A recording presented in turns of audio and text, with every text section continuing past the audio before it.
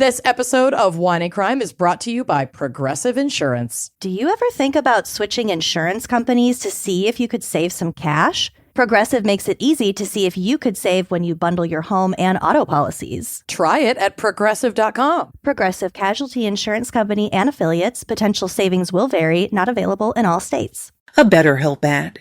Therapy isn't just for times of major challenge. It's a valuable tool for anyone wanting to improve their well-being. It can help you develop healthy coping skills, set boundaries, and support personal growth. BetterHelp makes it easy to get matched online with a fully licensed therapist right from your phone. No commuting, no waiting rooms. And you can switch therapists at any time. Sign up at BetterHelp.com and get 10% off your first month. That's BetterHelp.com. Wine and Crime contains graphic and explicit content which may not be suitable for some listeners. Listener discretion is advised.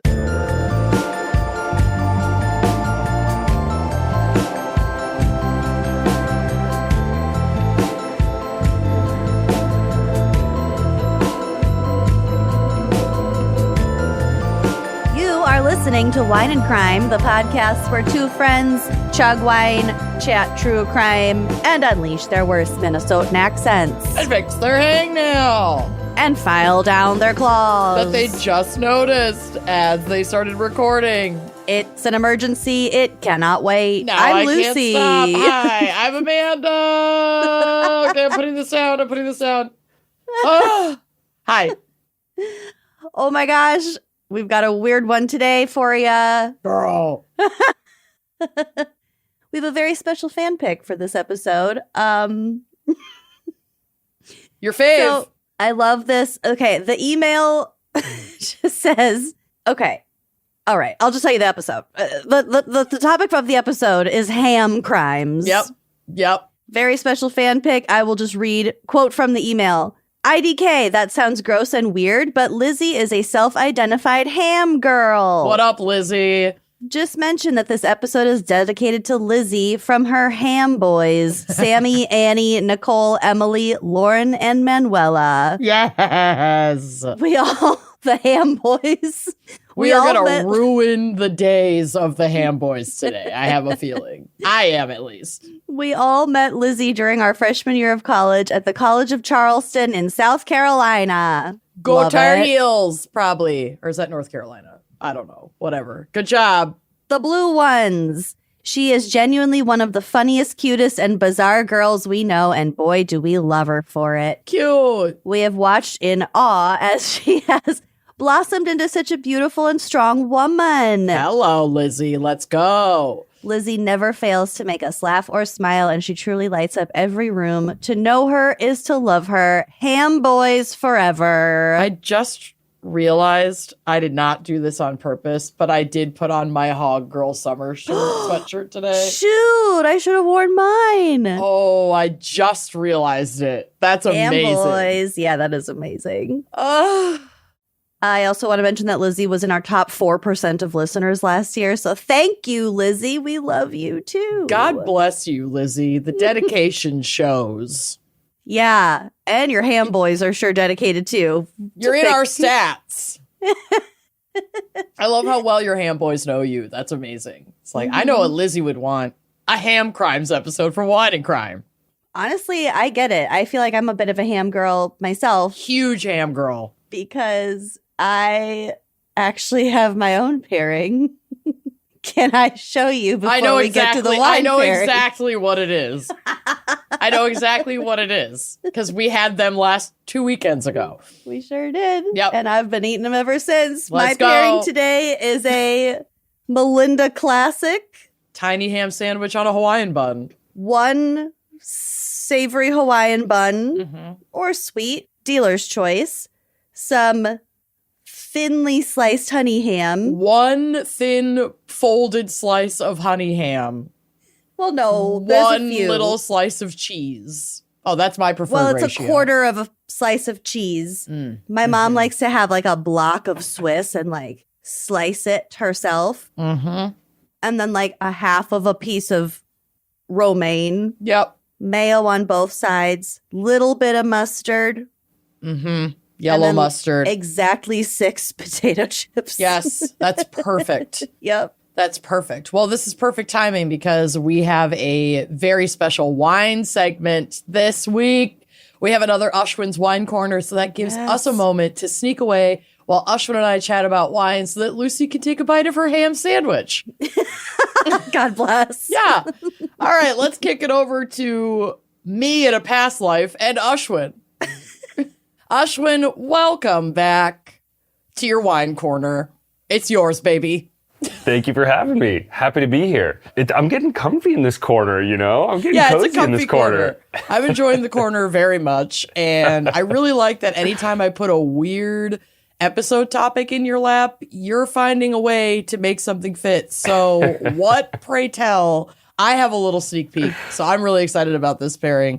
But show us what you've got for ham crimes, as in the pork product.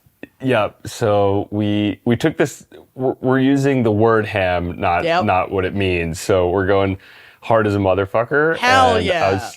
I was thinking we've got this theme, Rebel Winemaker, so it's already a really cool fit. And there's a winemaker in Piemonte, in the Piedmont, in Italy. His name is Fausto. And he is like the quintessential rebel winemaker, like go hard as a motherfucker type of personality and winemaker. He's living ham. He's living ham. Hell yeah. His life philosophy is go ham. And wine. Well, actually, I shouldn't say that about his life philosophy. I don't know him well enough to say that. But winemaking philosophy, 100%. It's Hell yeah. Go ham. And so we've got this 1 liter crown cap, so like beer bottle cap, red wine that's called È Rosso, which I think kind of already sums up like go ham, right? It's larger format. You don't need a corkscrew. You just like rip it and start drinking it. Rip it and sip it. Yep. Yeah, rip it and sip it. Exactly. That's incredible. We do not recommend playing Edward 40 hands with this. No. You're going to want to actually enjoy it. Absolutely. I mean, so here's the cool thing about Fausto. He makes wonderful wines, and his philosophy is like, look, we should be drinking them. Right. We should make wines that are as drinkable as possible. We should encourage people to just enjoy them whenever feels right, as opposed to, I think a lot of, especially there's a ton of talk around Gen Z and just people feel alienated from wine. It's more elitist, and you need white tablecloths, and you need all these different gadgets. And I think part of the statement with the È Rosso is like, no, you literally just open it and then just start pouring it. It doesn't need to be this big ceremonious thing, but it can still be really good quality, which it is. Yeah. And so this is, Poderi Cellario's 100% natural winemaking philosophy. So they don't add any yeast. It's all done in cement tanks, very low sulfur. And they're using, this grape is Barbera, which is the most, if I'm not mistaken, it's the most widely planted red grape in Piemonte, even though it's not by any means the most famous, right? Because Nebbiolo is the one. Yeah, it is interesting though, because like a Barbera is a grape that most wine people are quite familiar with. Yeah. Yeah. So Absolutely. I'm excited to taste this one because I'm excited to see how the expression of the grape comes through with this specific style of winemaking, when like we've certainly tasted this grape varietal before. So I'm excited to taste like what makes this bottle unique.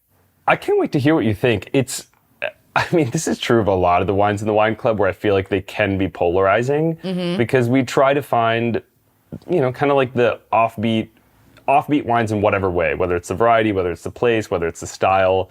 And so this one is like, it's really juicy and acidic and bright. And like I'd written in my notes for the pairing, it's like, this would be great with pizza. Oh, this is another thing that came to mind. It's great with pizza or great with sausages, like grilled sausage. And I was like, oh, when I eat pizza, I'm putting spicy salami on it. So that's pork. Yep. Or sausage is pork. So I was like, oh, this actually does sort of kind of fit the ham crimes It not theme. only goes ham, it pairs well with ham products. There you go. Hell Nailed yeah. it. Yeah.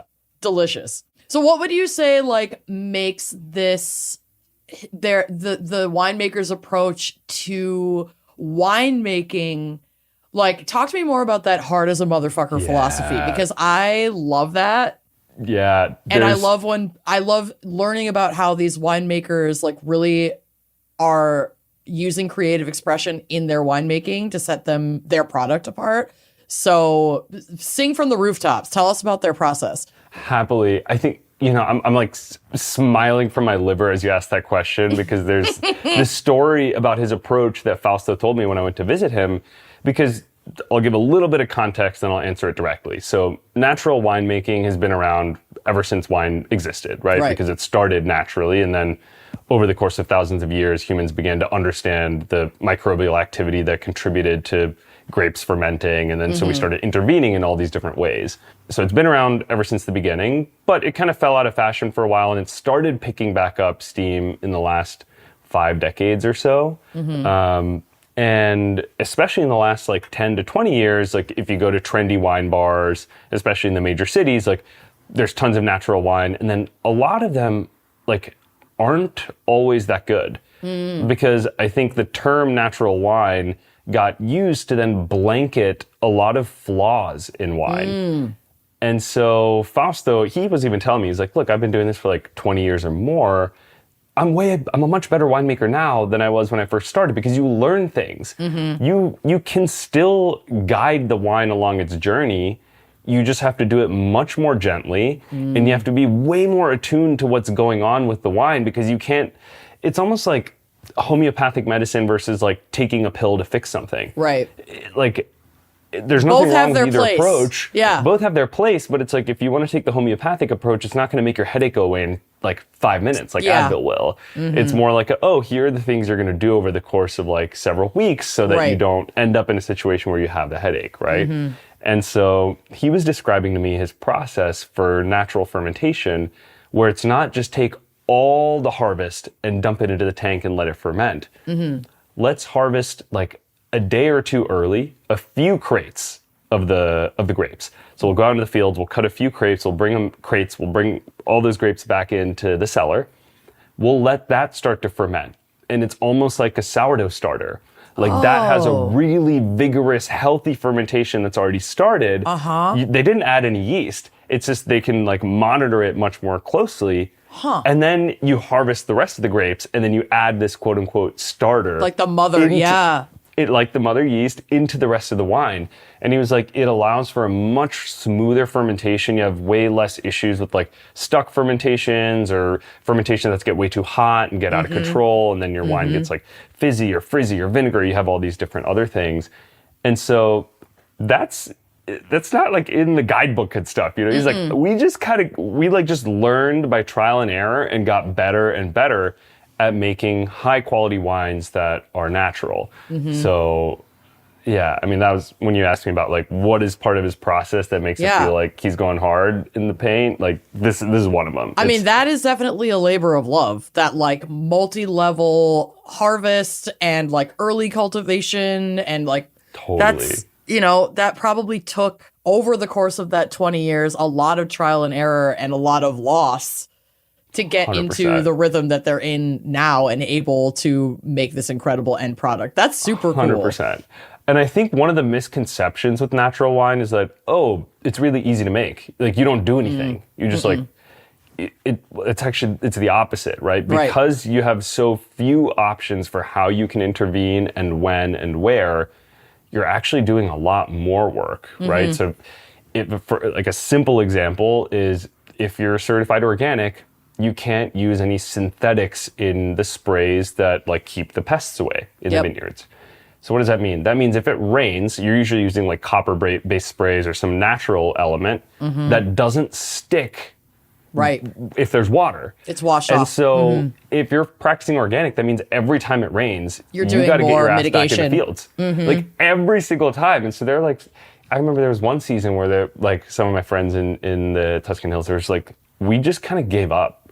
Because it was just raining every day for 30 minutes. These weird, I grew up in the South, near Atlanta, where we have these summer storms. It's every day it'll rain for 20 minutes at least, yeah.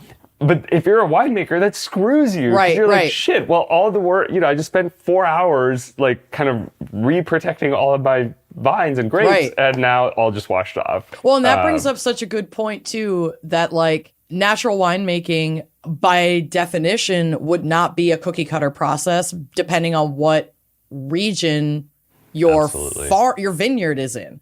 So you also have 100%. To adapt your approach to natural winemaking to work with the natural environment you're in.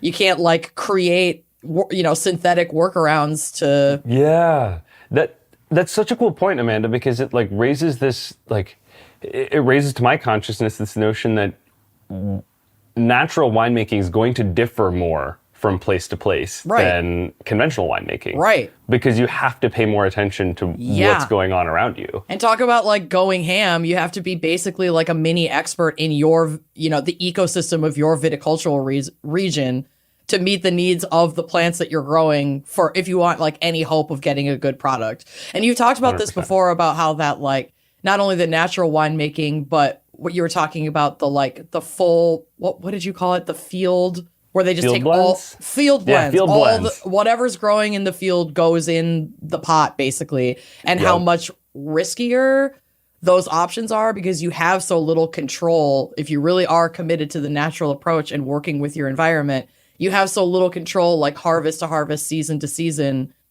Yeah, I mean, this kind of stuff just blows my mind. It's scary. It's like there's a winemaker I met during harvest. He's not a smoker, and he was just like ripping cigarettes. Oh yeah, gotta do what you gotta do. I was like, talk to me. What's going on? He's like, we're supposed to be harvesting right now, but it's raining, and like you can't do anything about it. And the reason you don't want to harvest in the rain is twofold. One is a lot of vineyards are on slopes, right? Because you want water to drain. That's why often you'll see vineyards on hills and stuff, not just in like flat lands. So it's probably fucking dangerous. It's dangerous. You can't really get out there, especially sliding down the damn hill.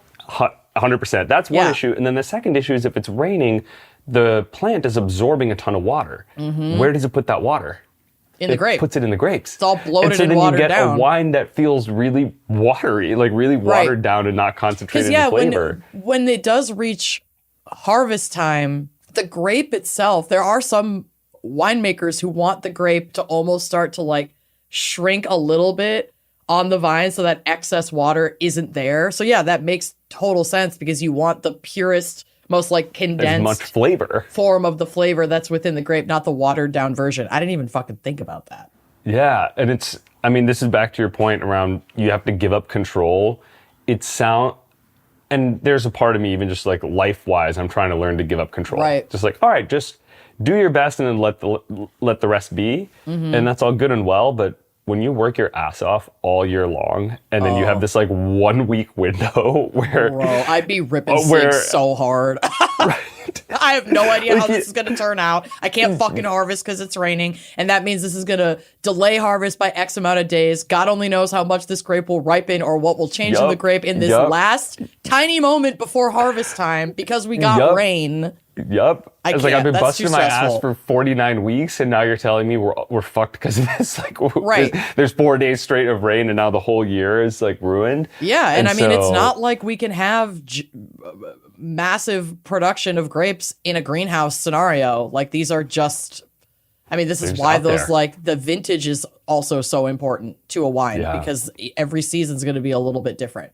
So I'm super excited to try this one. And this is definitely one that is included if folks want to hop onto a shipment and make sure that they're drinking with the gals. Yeah. So I think we did this last month too. We've set aside 20 slots for Wine and Crime listeners only. And the reason we do that is these wines are not made by the millions. A lot of them are made, less than 1,000 cases. Right. And so inventory is actually hard to get. And so we're almost always sold out, but we're setting aside 20 shipments for Wine and Crime listeners only. And they can go to unpinnedwineclub.com/gals to get it. And they'll be drinking what you're drinking, what you and Lucy are drinking, I love it.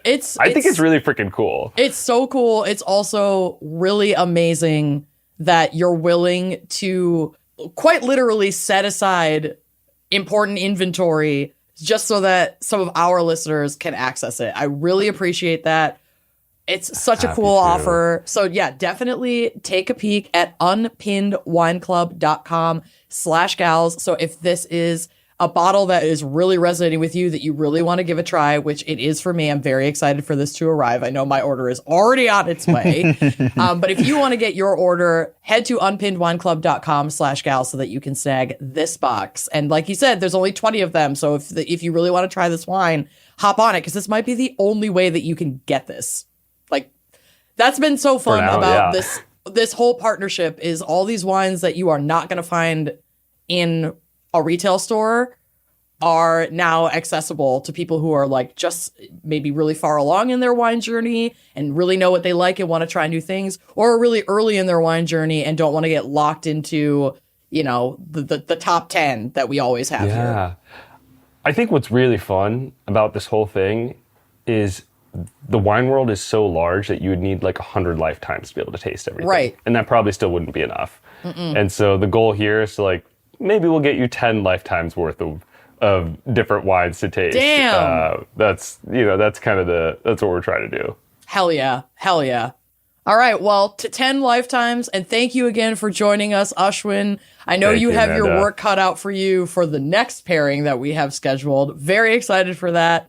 It's going to be so fun. In the meantime, follow Ashwin on all of the socials. Unpinned is very active on Instagram. There's a lot of really cool educational points there, and also access to like the classes that you offer if you want to get a little bit deeper into your wine knowledge. Obviously, there's access to joining the wine club if you want to just start rocking these boxes and getting on their subscriber list.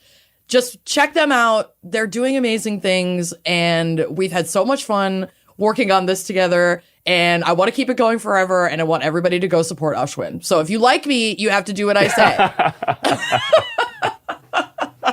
Thank you, Amanda, for partially audio bullying your listeners into joining our wine universe. I get to gently bully our listeners just a tiny bit. That's that's one privilege that I get to have in this moment. Amazing. All right. Well, we will see you next time, and thanks again for joining us this week.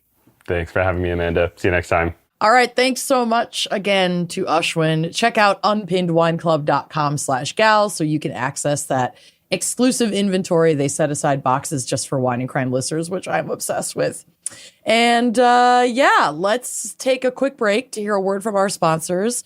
Unless, of course, you are a member of Uncorked, and then you're getting all this ad-free, plus so much more. So come join us. I love a gross fact, and here's another one. Traditional bed sheets can hold more bacteria than a toilet seat that you sit on with your butt. Boo. It's not exactly what you want to lay your beautiful face on at night, and Miracle Made bedding is designed to fight said bacteria and stay cleaner longer with silver-infused fabrics that actually prevent up to 99.7% of bacterial growth. Thanks to that antibacterial silver technology, Miracle Made sheets stay cleaner and fresher up to 3 times longer than regular sheets, which means fewer odors, fewer wash cycles, and way less laundry. It's also a lot better for your skin. Stop sleeping on bacteria. It can clog your pores and cause breakouts. Miracle Made's antibacterial design helps you sleep cleaner and clearer night after night. My favorite thing, though, about that NASA-inspired silver-infused fabric is that it helps regulate your body temperature. So if you're fluctuating throughout the night like I am, sometimes I'm hot, sometimes I'm cold, sometimes I'm trying to figure out exactly which foot I can put out a tiny bit to cool off my entire body. Doesn't matter, though, because these sheets help keep you in the comfort zone all night long. I use them the most in the summer because I have like a hot bedroom. Oh my God, they've been such a game changer. And they feel just as good, if not better, than sheets that you would find in a 5-star hotel, but without the steep price tag. They are so smooth. They're breathable. They're ridiculously comfortable. We've been using them for years. They hold up wash after wash. They're a great set of sheets. Upgrade your sleep or give the gift of better rest. Go to trymiracle.com/gals to try Miracle Made sheets today. You'll save over 40%. And when you use promo code GALS, you'll get an extra 20% off plus a free 3-piece towel set. They make an amazing gift, and with a 30-day money-back guarantee, there's no risk. That's trymiracle.com/gals, code GALS at checkout. And thanks to Miracle Made for sponsoring this episode. Getting glasses can be such an annoying task. If you find like your eye doctor with the good selection or like the cool spot that has all the fun frames, and then you go and it's like, oh, they're $9 billion. I can't afford any of them. And that's with your insurance. Yeah, I guess I'll wear these like sad military fatigue, like standard frames because they're the only ones that I can afford. They disappear on your face. No, those days are over because Warby Parker has completely changed the spectacle game. Okay. If you are looking for some fun frames or even just your classics, maybe you just need a nice pair of prescription sunglasses. Warby Parker is your girl. We are obsessed with her. Their virtual try-on has changed the game. You can try them on your phone, like digitally. It's magic. You just point your phone at your face and you can see tons of different frames on your face in real time. I got the pair of glasses I'm wearing right now. I have not gotten more compliments on a pair of glasses in decades. Because I just, stepped out a little bit. I found a really fun pair of glasses and then they look really good on me because I was confident with the virtual try-on. And if you don't want that, they also have some brick and mortar stores if you just want to do it in person. Either way, they have options for you. And when it comes to quality for the price, Warby Parker is really, it's the best. It's unbeatable. So like Amanda said, you don't have to choose between flimsy, outdated styles or spending your entire paycheck. Their prescription glasses start at $95. So you get this awesome quality and stylish frames at a completely affordable price. And if you don't need glasses, you can also get contacts. You can get sunglasses, prescription sunglasses. They also offer online eye exams at Warby Parker. Right now, buy one prescription pair and get 20% off any additional prescription pairs at warbyparker.com/gals. That's 20% off additional prescription pairs when you go to warbyparker.com/gals. Chime is changing the way people bank. They offer the most rewarding fee-free banking. This is fee-free banking built for you. They're not like traditional old banks that charge you overdraft and monthly fees. They have thousands of fee-free ATMs. Why pay to get your own money? This is built for you, not the 1%. Tell us more about Chime. Chime isn't like other girls, honestly. They treat you as an equal. Chime members can benefit from up to $1,150 in annual rewards, fee-free. It's your money. Just it's yours. Direct deposit unlocks the most rewarding way to bank at Chime. It's rated 5 stars by USA Today for customer service. That means you can get a hold of a real human 24/7. Oh, God bless. And you're not just switching banks. You are upgrading to America's #1 choice for banking with a Chime checking account. You can get 5% cash back on Chime Card in a category of choice like gas, groceries, and you get savings that grows faster with a 3.75 APY. That is 9 times higher than the national average. You're truly getting rewarded. Plus, you get premium travel perks like airport lounge access and 24/7 travel concierge included with your Chime Card. You can even get up to $500 of your pay when you pay with MyPay. They also have Spot Me, which lets you overdraft up to $200 fee-free. Let me tell you, that would very much come in handy for me. I overdraw in my checking account, not infrequently. There, a little peek behind the curtain. It happens. It happens, and Chime is just, they're on your side. They're quite forgiving with, like, real life. Chime is not just smarter banking. It's the most rewarding way to bank. Join the millions who are already banking fee-free today. Head to chime.com/gals. That's chime.com/gals. It only takes a few minutes to sign up. Head to chime.com/gals. That's chime.com/gals. It only takes a few minutes to sign up. Chime is a fintech, not a bank. Banking services from MyPay and Chime Card provided by Chime's bank partners. Optional products and services may have fees or charges. Stated annual percentage yield and cashback for Chime Prime only. No minimum balance required. Checking account ranking based on a JD Power survey published October 20, 2025. For more information on APY rates, MyPay, SpotMe, and travel perks, go to chime.com/disclosures. May is Mental Health Awareness Month. Although we are aware of our mental health every month, Painfully so.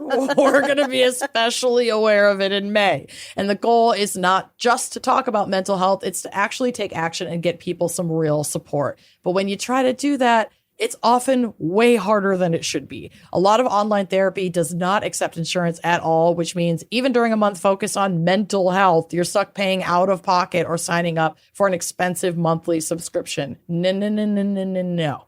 Rula does things differently. They partner with over 120 insurance plans, making the average copay just $15 per session. That's real therapy from licensed professionals at a price that actually makes sense. Because the whole point of Mental Health Awareness Month is making sure people can actually get access to help, not just think about it. And Rula sticks with you throughout your journey, checking in to make sure your care is actually helping you move forward. Mental Health Awareness Month is your reminder to finally take that step. This is one of the easiest ways to actually follow through. No wait lists, no frustrating back and forth. Appointments can be available as soon as tomorrow, which we know can be like truly life-changing for lots of people.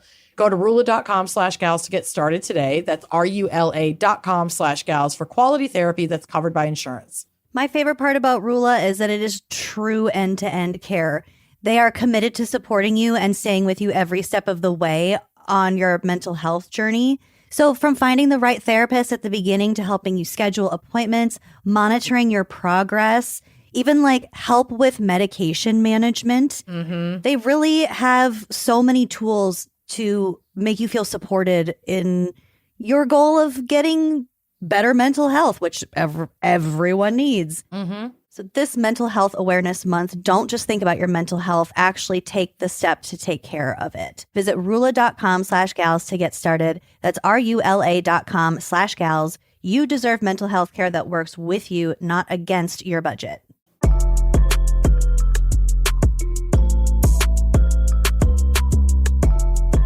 All right, Lucy, what do you have for us for Ham Crimes? Dare I even ask? There's no psychology. Okay. Aside from the fact that I will be flexing my cognitive dissonance hard today, I'm not going to be talking about pigs and processing and things like that. I'm talking about ham as the product. We'll get to the processing. Cool. A very specific process. No. Well, ham is a type of processed meat. It is pork from a leg cut that has been preserved by either wet curing, which would be brining, or dry curing, which would be salting. So all ham is from the leg? Well, we'll get to it. Okay. In like one sentence. Oh, sorry. Also, you could do this with or without smoking it as well as a means of cooking. These techniques are what set different types of ham apart from each other. And to answer your question just now, not all ham originates from the leg. For instance, deli ham might contain pork, leg, and other parts since it's mechanically processed. So it's just a lot of different pieces together. Oh. And picnic ham comes from the shoulder and not the leg. Okay. Just for example. Shoulder sounds tasty. I'd rock a ham shoulder.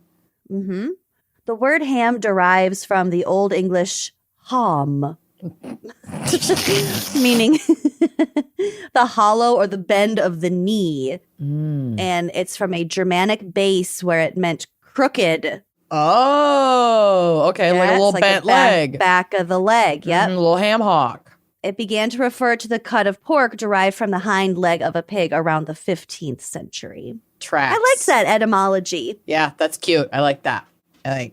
One of the most important prerequisites for the development of civilization was the preservation and storage of foodstuffs. Yeah, especially meat. That was huge. Yep. Drying, smoking, and curing were some of the earliest methods discovered by the ancients. The advent of curing enabled cities, people, and cultures to flourish. Wow. Big deal. Big deal. China takes credit for curing the first pork leg. Obviously, there were very differing dates for this, but the most impressive one I just went with, which was 4900 BCE. Okay. Roughly. All right. Before Christ even.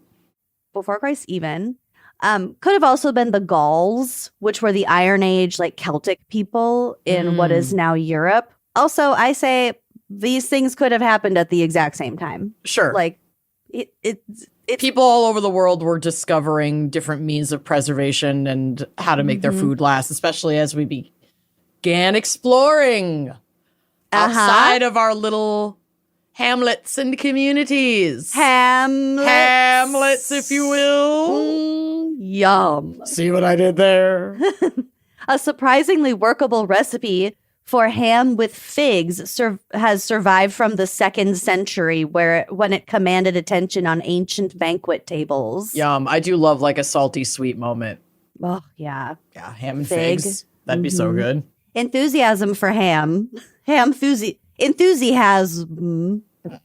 Ham-thusiasm. Okay, Nope. we got Well, there. All right, kind of. I like ham enthusiasm. I think that works. Ham-thusiasm spread throughout ancient Europe with the Romans, particularly in places with climates suited for curing meat, meaning it's not so cold that the ham freezes, Sure. making it unable to cure, or too warm, causing it to spoil. So the result is a distinct area around the world in very specific, what would that be, latitudes, that are renowned for their particular hams.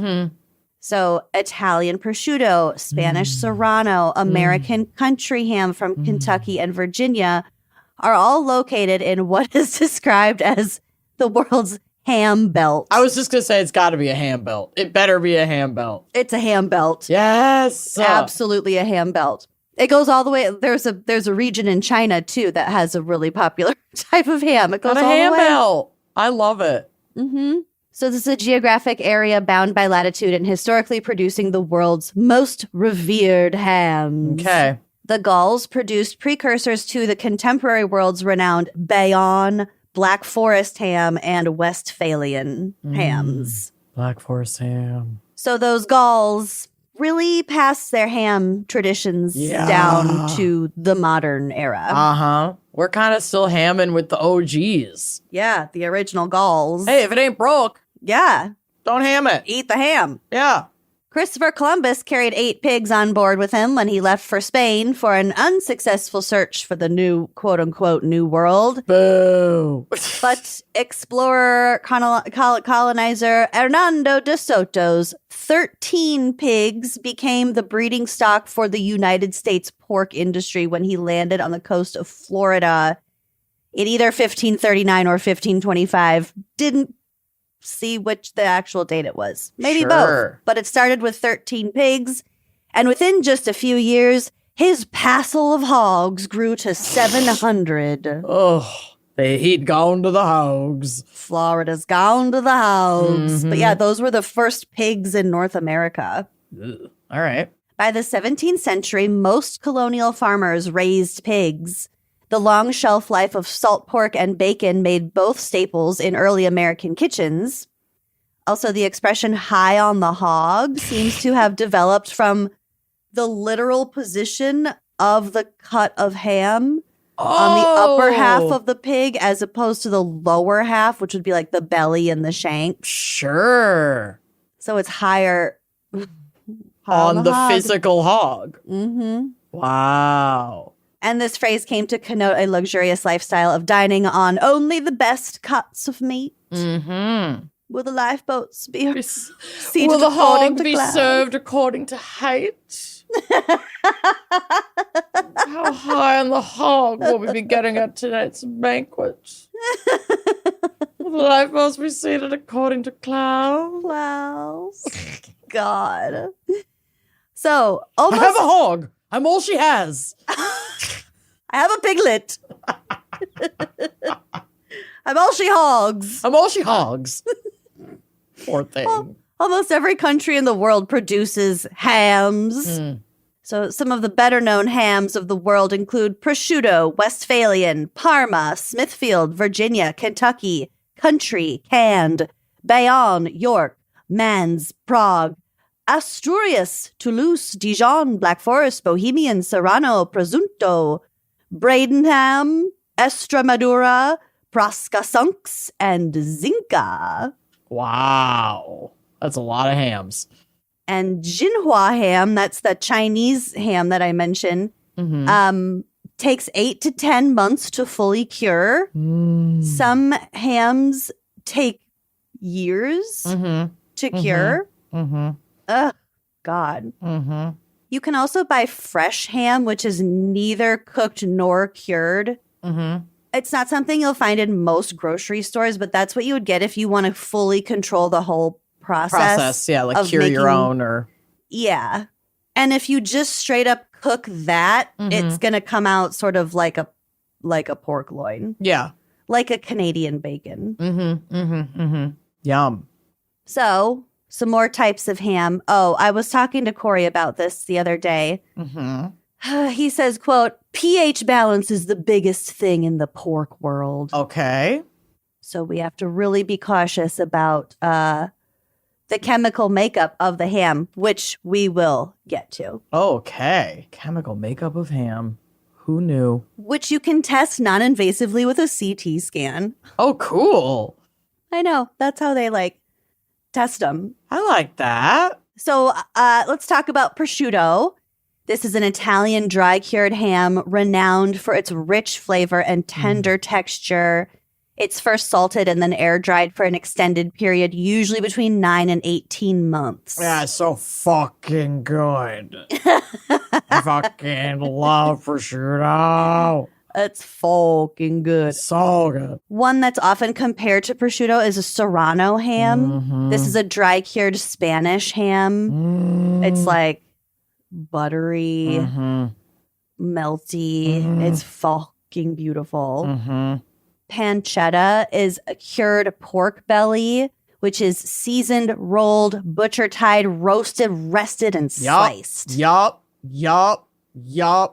This is my favorite thing. Just couple pieces melting like fucking butter in a cacio e pepe. Oh, Maybe. God.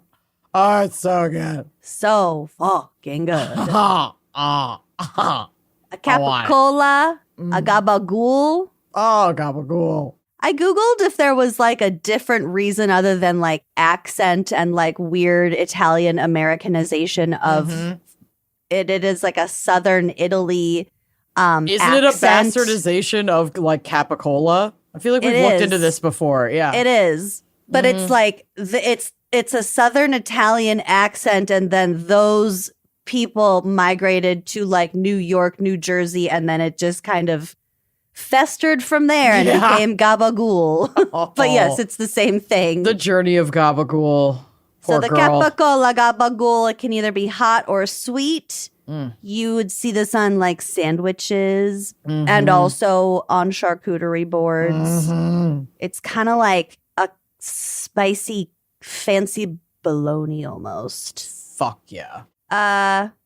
Maybe not bologna. Whatever. Well, Every whatever once in a it while, is. a bologna slaps. And I will not be corrected on that. No, there's nothing to correct. There's nothing to correct. It's just a truth. Canadian bacon. So this is unlike American bacon, which is made from pork belly. Canadian bacon is made from pork loin. So it it's has more of completely that, different. Yeah. Canadian It's bacon thicker. reminds me more of ham. American bacon is just bacon. It's to me. bacon. That's the way bacon is. We did one thing right, and it was that. Yep. Canadian bacon is mild. It's sweet. It's cut thicker. I'm not a fan personally. Not so much. I don't like, this is why I don't like Canadian bacon. The flavor, great.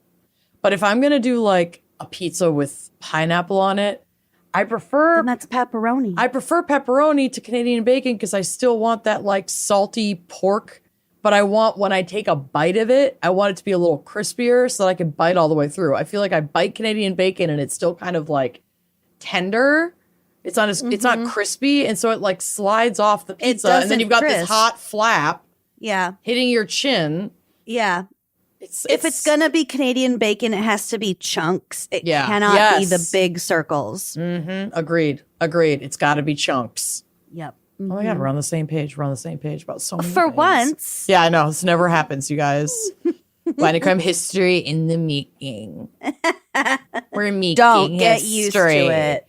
We're making herstory right now. Her story. Our story. Jamon Iberico. That sounds This is very, very good. So this is made from a specific breed of free-range Iberian pigs. And they feed pretty much exclusively on acorns from the maple forests. Okay, so or they have oak forests, I They guess have it a would be. specific flavor profile from their diet, I would Oh, bet. yes. Oh. Yep. So that has a high fat content. They're beautiful marbling, and Corey says it's basically the Wagyu of pork. Hell yeah. Now we're cooking with pork. And this is the one that I mentioned can take up to 4 years to cure. Damn. Mm-hmm. Slow and steady. That's the good stuff. Okay. Next up is honey ham. Yum. This is wet cured by soaking it in a brine solution that includes honey, sugar, and spices. And in order for it to be an official honey ham, honey must make up at least half of the sweetening ingredients in the curing mix. Oh, okay. I like that. There's a standard. Also, when you cook it, it gives it a nice caramelizing on the outside. Yeah, I love like a honey baked ham, bitch. Uh-huh. That crispy, sweet outer flesh. And the wet curing, I think, in general, makes these more suitable for like a sandwich. You know, keeps that tenderness, slow cook. Yeah, doesn't dry out the meat. It doesn't dry it out. Exactly. Black Forest ham. So this comes from the Black Forest in Germany. This is like champagne. They have the protected geographic indication. So it can only be called Black Forest ham in the EU if it comes from that region of Germany. But the United States doesn't honor the same one specifically for Black Forest. It does with a different one, which we'll get to. But I think that's kind of funny, like what we choose to honor the region of and what we just don't. Yeah. Okay. And then we have gammon. Gammon, Gammon. This is a British English wet cured ham. Okay. It's nothing like a British wet ham. It's versatile because you can kind of pair it with the sweet and the salty. It's a British English wet ham. George A. Hormel and Company pioneered canned ham in America. Goddamn right. In 1926. And then he introduced Spam in 1937 as a luncheon meat. I have to find some of our Spam Museum pictures because I have a Spam Museum reference in my case as well. Oh, you do? Yes. I have some recent ones. Did you go again? I went once with Corey and then I went again by myself a couple years ago. You guys brought my shirt. We brought your shirt. That's right. I couldn't go that day, so you brought my tank top with you. I did. God, there's got to be those pictures somewhere. Anyway, continue. Okay. I'm just going to look for them real quick. The designation country ham first appears in print in 1944, referring to a method of dry curing and aging developed in the rural regions of Virginia, Kentucky, and other nearby country states. Okay. So the term country ham now refers to this style of ham preservation rather than the specific location. However, just like, here we go, champagne and Black Forest ham, a Smithfield country ham can only come from the area around Smithfield, Virginia. Okay. Very specific. Yeah. We'll allow it. In contrast to country hams, so-called city hams are wet cured by being submerged in or injected with brine and then smoked. Okay. So when you purchase a city ham, it's fully cooked, such as those spiral cut hams that you'd get at like Easter. That would be an example of a city ham. Okay. I like a city ham. Yeah. A country ham has a stronger flavor. It's saltier and drier because it was dry. It was salted, dry cured. In 1802, farmer and engineer Thomas Moore Jr. patented the refrigerator in Brookville, Maryland, laying the groundwork for brine-cured city hams to surpass the shelf-stable country ham in the years to come. Oh, okay. Bit of an country upset. hams were so popular because they could travel really easily. Right. And I think the city hams were called as such because everyone lived close together. You could get a city ham home without having to preserve it. Yeah. You didn't have a long trek. Exactly. You just take it home, prepare it, and eat it. I have some fun ham facts for you. Okay, lay them on me. Some ham experts prefer that ham be made from the left leg of the pig, believing it to be more tender. And this idea is because they claim that pigs scratch themselves with their right leg. Oh, so they're not building as much muscle in the left leg because it's the right leg doing all the work, doing the scritching. Yep. Oh my God. Wait, but that actually kind of makes sense. Is that like real? I mean, It's just a theory. I don't know if pigs really would use, or any animal would use, one leg for scratching over another, because presumably both sides of it itches. I guess, but I really like this theory and I want it to be real. Well, let's go with it. That's fine. Left leg only. The prized left leg. The lazier left leg. Also, is it really doing that much more work with one leg than the other by just scratching versus all of the other ambulation it does? You'd be surprised at how much just an iota of labor will ruin the flavor of a ham. Trust. The labor ruins flavor. Yes, the labor ruins flavor. Yes. Yes, we must protest loudly and proudly. Okay. All right. Another fun fact, Chicago artists in 1994, Chicago artist Dwight Kalb made a statue of Madonna using 180 pounds of ham. Yes. This is a great use of free will. I love this. I would like you to go to the drive. You have a picture of it? I have the only photo I could find is from newspapers.com, the article. And this is from the Chicago Tribune. No. It looks disgusting. It looks like a child corpse. I know. It looks like an autopsy is being done on a smaller person. It's kind of disturbing.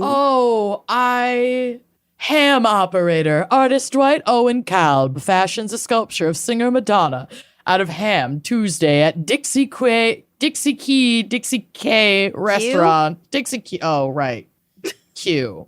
Q restaurant on West Fullerton Avenue. The statue was commissioned by restaurateur Mel Markin from Kalb, who once created a Brooke Shields statue of chopped liver.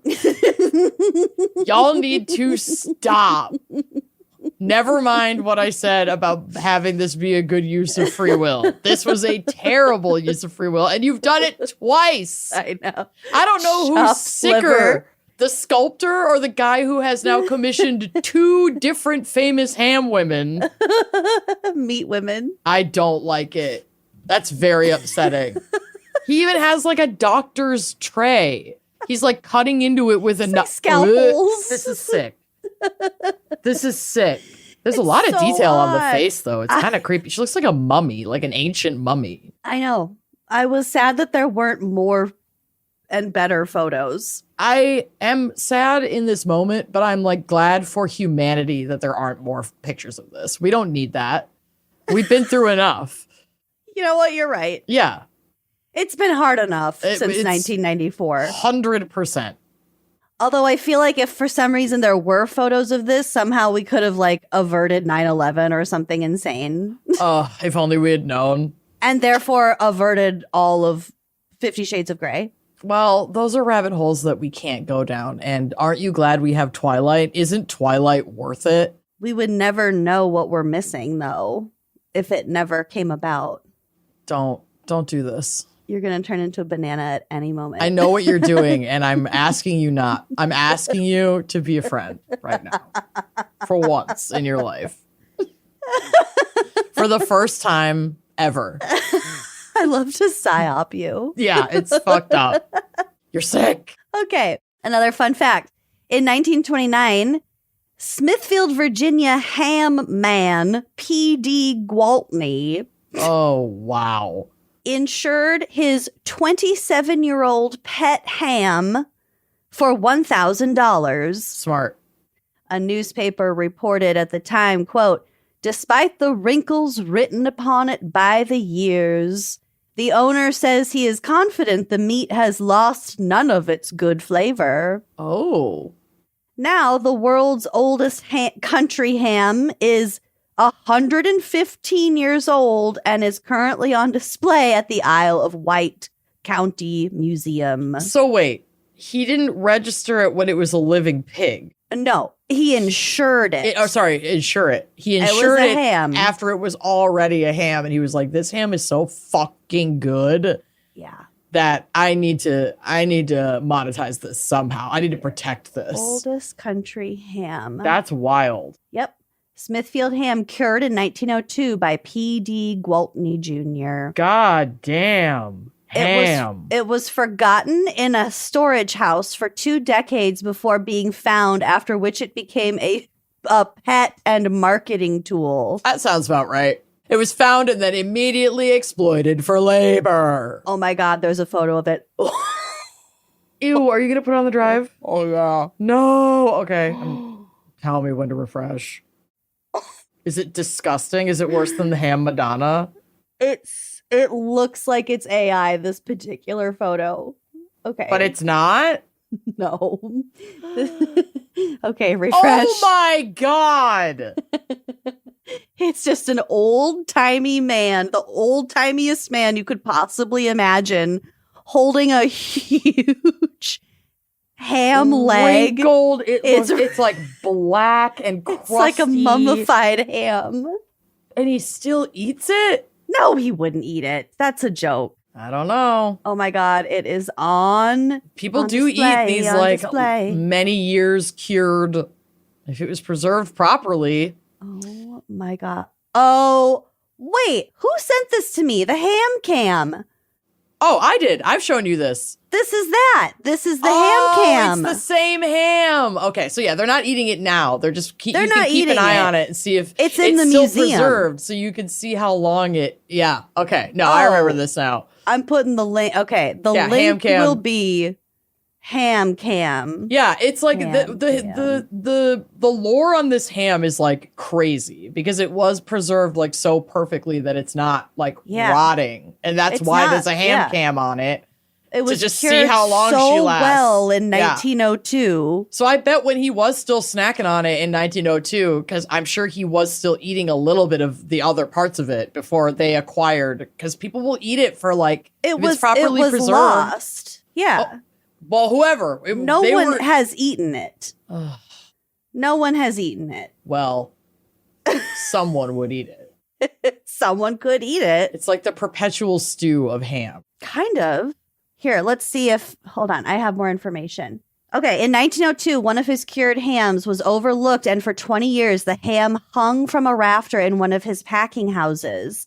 By the time it was discovered, it was considered pretty darn old ham. So it was just a joke, and it was kept in an iron safe, which was opened daily for guests to view. Yes.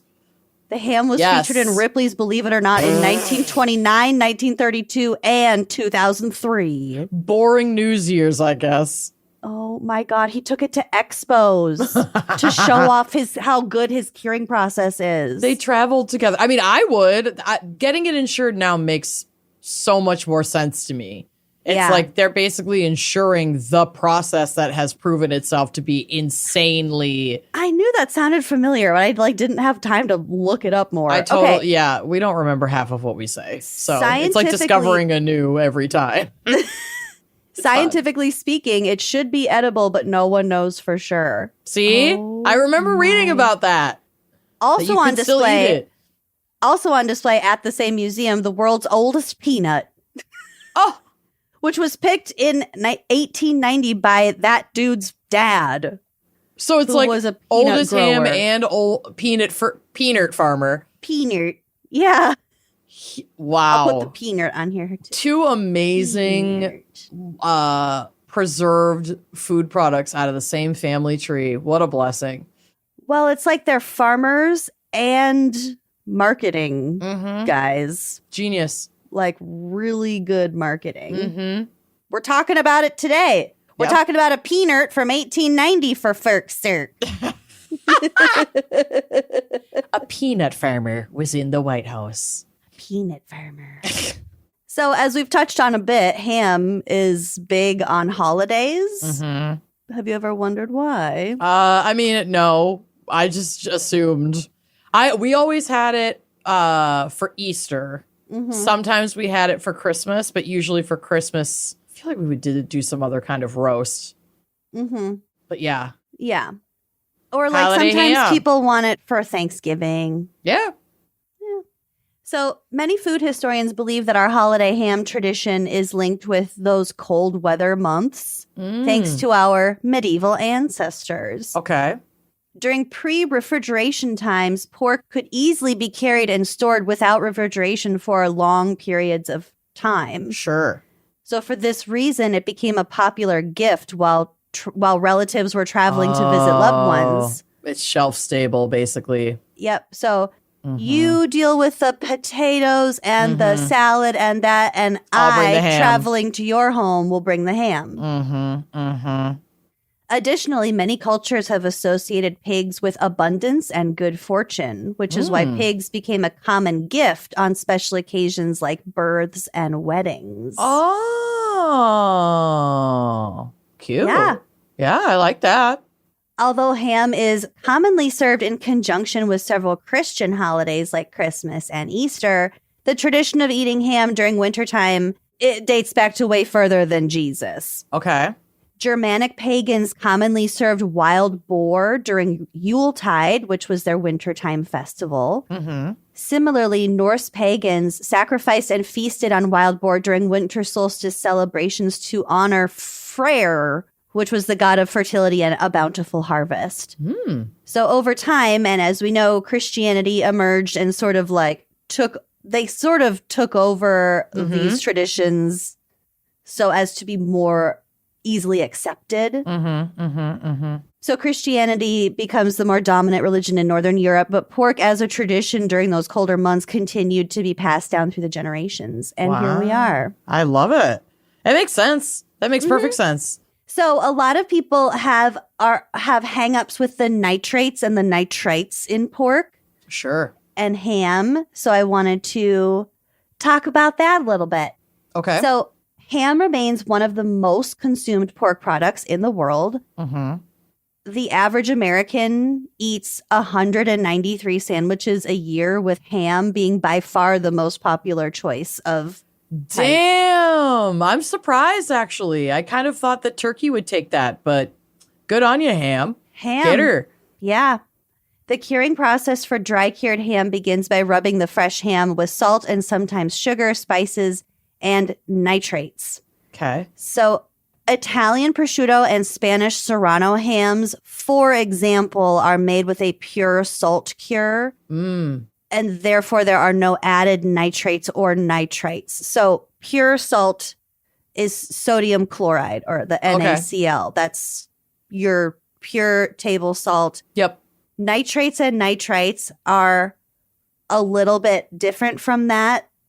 And they are used both for flavor and also for preservative. Okay. You can also find some American hams that are nitrate free. But like I said, nitrates add that cured flavor, and also they ensure the pink color. And they can help you execute this cured ham the way you want it in a shorter amount of time than just pure salts. Oh. And that can also provide some antimicrobial benefits as well. So it would keep bugs away better. Yeah, that's cool. That said, nitrates aren't a modern addition to the curing process. They have been added to hams in the form of saltpeter for hundreds of years. So saltpeter, it's just another type of salt that's impure. You can find it in gunpowder. Okay.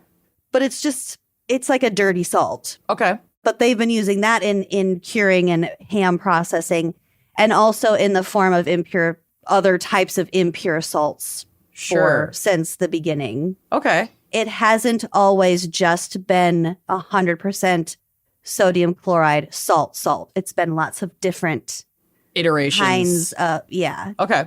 That makes sense. Meat naturally contains a small amount of nitrates, and that is what makes it the color pink. Oh, okay. And the longer a ham is aged, the fewer added nitrates are necessary. So like I said, those Italian ones that use the pure salt, they take a lot longer because they're not using nitrates. But they really do lose a lot of that pink over time as the nitrates probably deteriorate, and then they're not adding more. Yeah, the color can be a lot different. Many American hams are cured with brown or white sugar in addition to the salt. And the sugar in these cases aren't added for the sweetness, but rather to soften the harshness of the salt and the toughening effects of the nitrates. It makes it so tougher. it literally tenderizes the meat and balances out how salty it is. Yeah. So there are different things that people combine for different reasons For their preferred in the flavor curing and texture. process. Yes.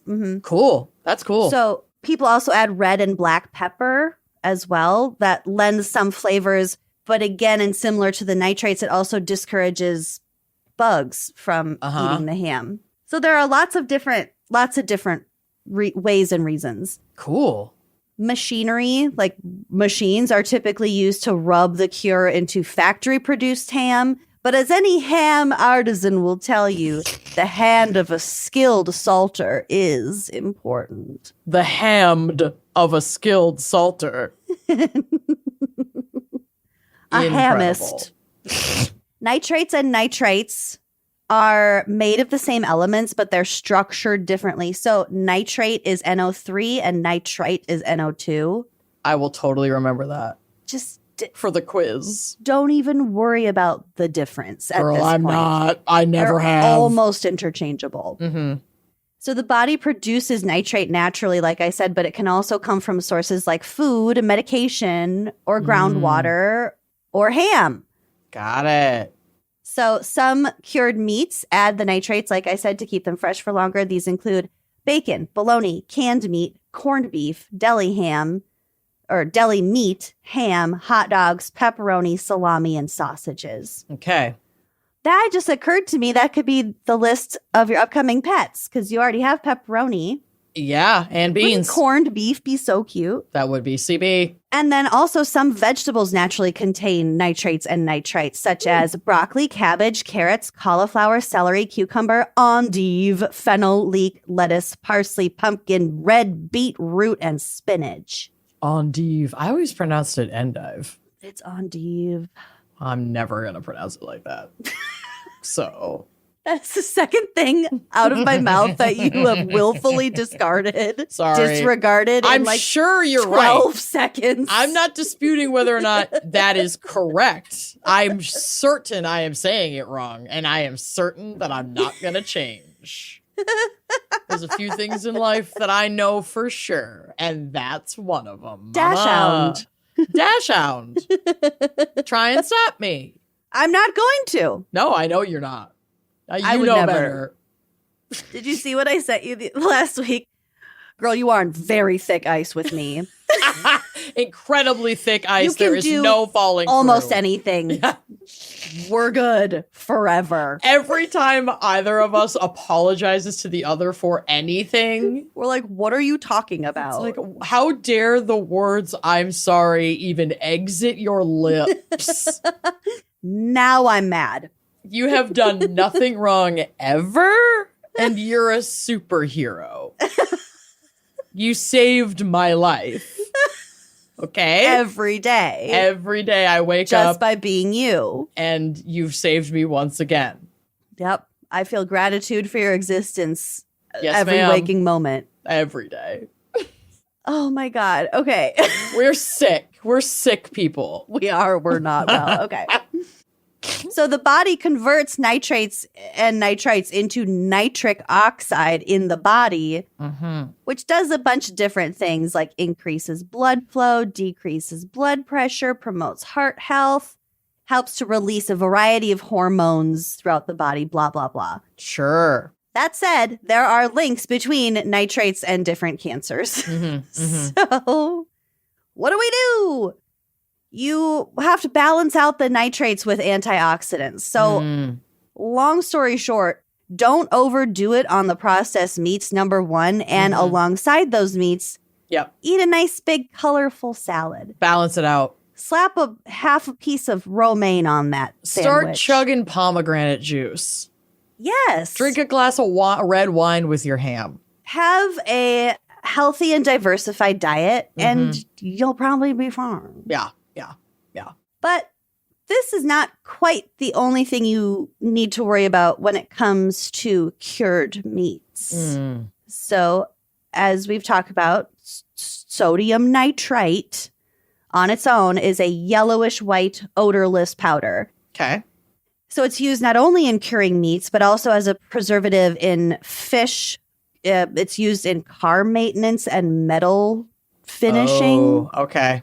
So it's really easy to find and inexpensive and can be very deadly if it's ingested, which unfortunately is more often intentional than accidental. Oh, like people will use this as a method to harm another individual intentionally? Or themselves. Oh. It's been linked to a growing trend in suicides. Oh, no. Oh, no. So high levels of sodium nitrate can lower the ability of your red blood cells to move oxygen. This can affect your ability to breathe, which can cause you to collapse. And then, go figure, very high levels can kill you. And it sucks because they don't really know what a high level is. Right. It's different for everybody. People metabolize it a little differently and tolerances are a little different.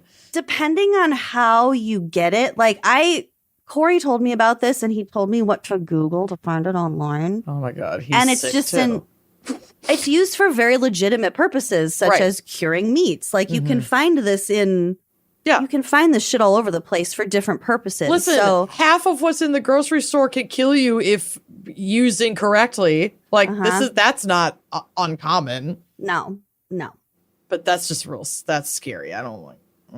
No, but the stuff that I found, it's sodium nitrite, but it's also, and like I kind of mentioned, mixed with a bunch of other different things to accomplish a very specific outcome related to curing meats and not harming yourself. Right. But I'm sure you can find it just raw in its raw form. It would be harder to find because actions have been taken for it to not be super readily available on Amazon. Because of these trends and yeah.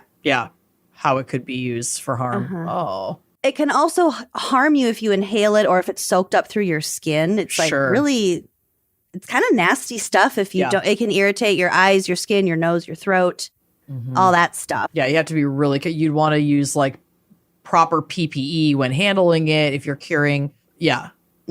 So it's not just a safe random product to have in your house. It's not straight up salt. Right. It's not the same thing. It's a chemical compound that you should treat very carefully. So this is from a Neuroscience News article from 2022.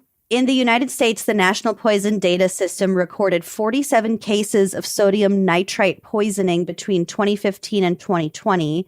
Most of these occurred in 2019 and 2020. This article is about people going on different forums for tips on how to cure their own. Kill themselves. Not even for me. I would just defaulted to meat curing again. No. They're self-harm forums. And and you can buy kits and they'll send you here's all you need. No, I don't like that. No, it's disturbing. So that's what this article is about. Sodium nitrite poisoning was virtually unheard of until very recently, said Eric McGillis, a Calgary-based medical toxologist at Alberta's Poison and Drug Information Service. However, the cases are increasing exponentially over the last several years. The trend appears to be driven by online forums detailing how to dose sodium nitrite for suicide. Amazon became a key marketplace for the substance, leading to lawsuits from bereaved families. So like I said, sodium nitrite no longer shows up in top search results on the site. That doesn't mean you can't get it on Amazon. But it's a little bit more hidden. But like they're saying, you can't completely get rid of this because it's used totally legitimately. And if you were determined to find it like anything in that vein, you can find it. Right. Well, I mean, bleach is a common household product that is incredibly toxic and dangerous if it's consumed.